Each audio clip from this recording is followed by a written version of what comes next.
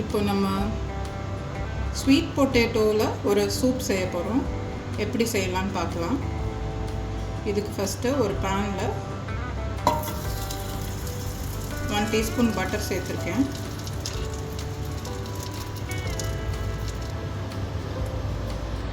ஒரு 2-3 garlic pieces,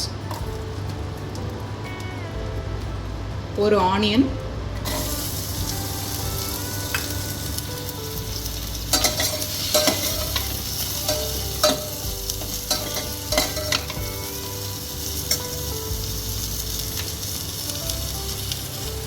இப்போது ஒரு ஸ்வீட் பொட்டேட்டோ, அதாவது ஒரு சக்கரவள்ளி கிழங்கு தோல் சீவிட்டு இந்த மாதிரி கட் பண்ணியிருக்கேன்.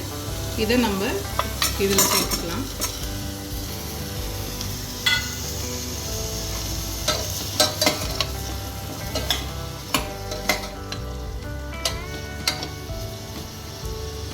இப்போ இதை நம்ம ஒரு 5 மினிட்ஸ் நல்லா ஃப்ரை பண்ணிக்கலாம்.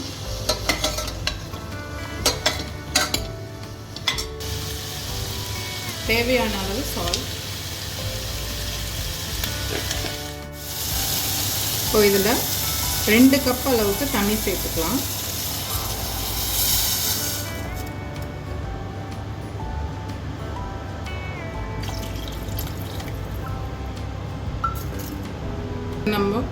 இதை நம்ம இப்போ ஒரு 10 மினிட்ஸ் வரைக்கும் நல்லா பாயில் பண்ணிக்கலாம்.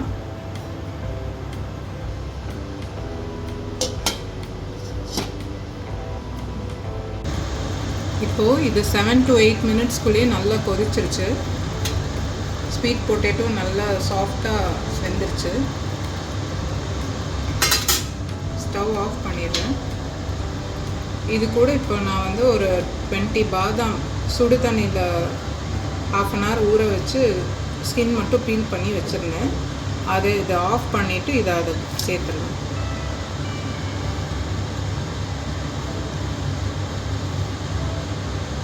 இப்போ இந்த சூப் மிக்ஸ்சர் நல்லா ஆறுனதுக்கப்புறமா பிளெண்ட் பண்ணிக்கலாம். இப்போது நம்ம இந்த சூப் மிக்ஸ்சரை மிக்ஸி ஜாரில் எடுத்துகிட்டு பிளெண்ட் பண்ணிக்கலாம்.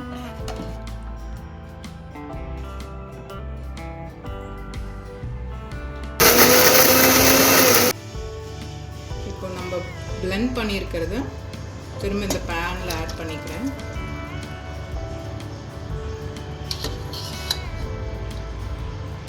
இப்போ இந்த பிளெண்டரில் கொஞ்சம் தண்ணி ஆட் பண்ணி இதில் சேர்த்துக்கலாம்.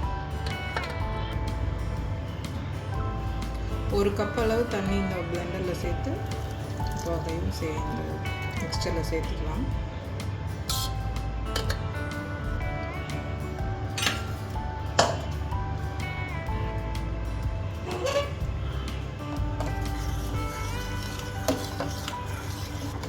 இப்போ இதை சும்மா ஒரு 2 மினிட்ஸ் நல்லா பாயில் பண்ணிட்டா ஆஃப் பண்ணிக்கலாம்.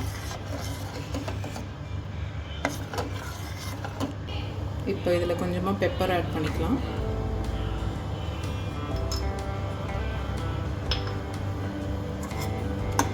சால்ட் நம்ம ஆரம்பத்திலே ஆட் பண்ணதுனால திரும்ப டேஸ்ட் பண்ணி தேவைப்பட்டால் சால்ட் ஆட் பண்ணிக்கலாம். இதில் ஆல்மண்ட்ஸும் சேர்த்துருக்கிறதுனால கிட்ஸுக்கு ரொம்ப ஹெல்த்தியான சூப்பாக இருக்கும். அதனால நான் எக்ஸ்ட்ராவாக வேறு எதுவும் மில்க்கோ ஃப்ரெஷ் க்ரீமோ எதுவுமே ஆட் பண்ணல. அந்த ஆல்மண்ட்ஸில் இருக்கிற அந்த க்ரீமி டெக்ஸ்சரே இந்த சூப்புக்கு நல்ல டேஸ்ட் கொடுக்கும். ட்ரை பண்ணுங்கள்.